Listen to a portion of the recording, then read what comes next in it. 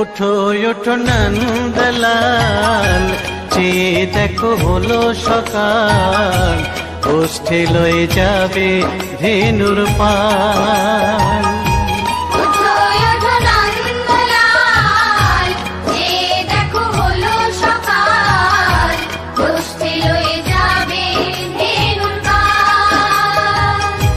ওঠো ওঠো নীলমণি, যশোদার নয়ন মণি, ওঠো বাছা হয়েছে সকাল।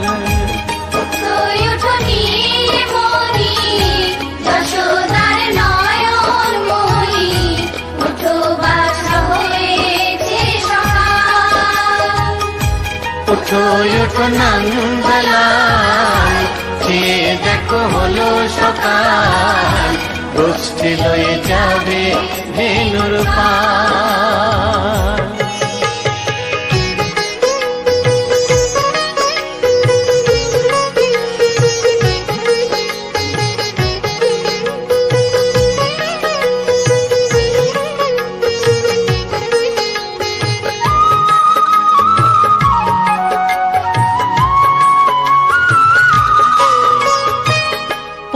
আকাশে উড়ছে কত নানা রঙের পাখি, কাননে কুসুমে মেলে কত কলি আঁখি।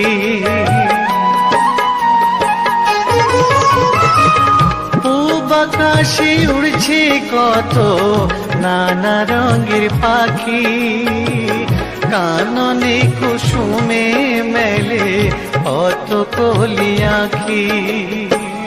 সকলে ডাকিছে তোমায় হরিও গোপাল, তোমায় নায়ার দেখো হয়েছে সকাল।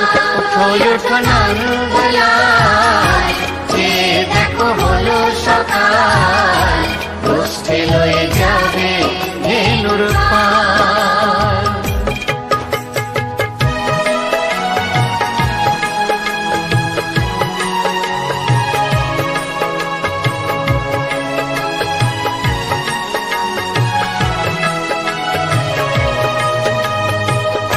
ওঠো গোপাল মুখ ধো, বসে যাওয়া শোনে, সাজাইবে মা যশোদা কুমকুমে চন্দনে।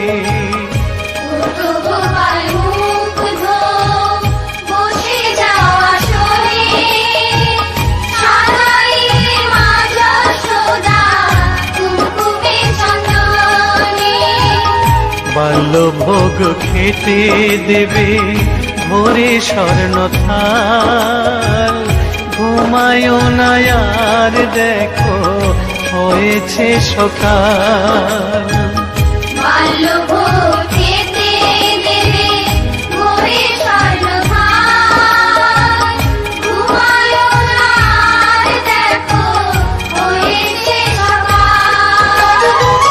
থালাতে সাজানো আছে নারূপ নবনী, আনন্দে ভোজন করো সাধের গুণমণি। থালাতে সাজানো আছে নারূপ নবনী, আনন্দে ভোজন করো সাধের গুণমণি। আইরে সিদা মাইরে সুদাম, সঙ্গে নে গোপাল, ঘুমায় না দেখো হয়েছে সকাল। ওঠো ওঠো নন্দলাল, চেয়ে দেখো হলো সকাল, গোষ্ঠী লয়ে যাবে ধেনুর পাল। ওঠো ওঠো নীলমণি, যশোদার নয়ন মণি, ওঠো বাছা হয়েছে সকাল। ওঠো ওঠো নন্দলাল, চেয়ে দেখো হলো সকাল, গোষ্ঠী লয়ে যাবে ধেনুর পাল। ওঠো ওঠো নন্দলাল, চেয়ে দেখো দেখো হলো সকাল, কষ্টে লয়ে যাবে।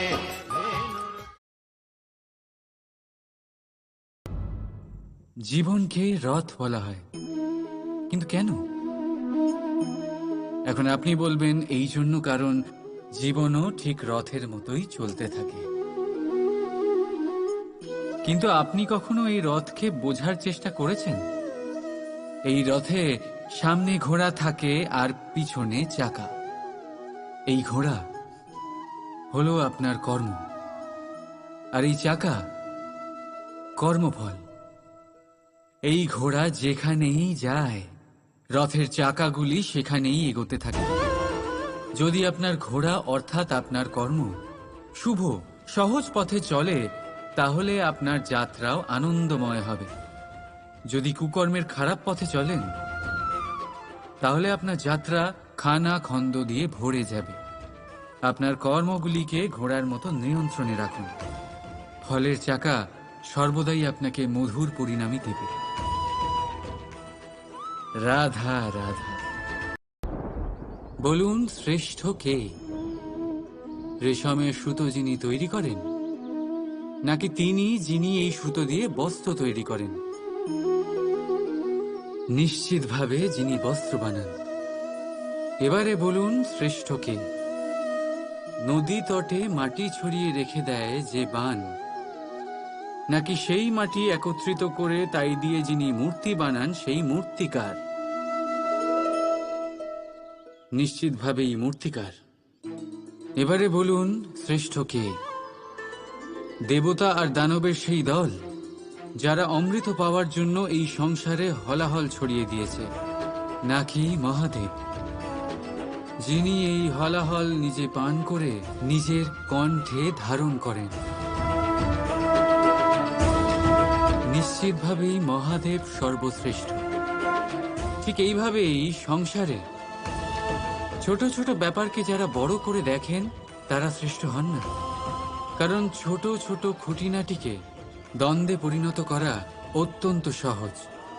কিন্তু সর্বশ্রেষ্ঠ তিনিই হন যিনি নিজের বিচার বুদ্ধি দিয়ে বড় বড় যুদ্ধের অবসান ঘটান। রাধা রাধা।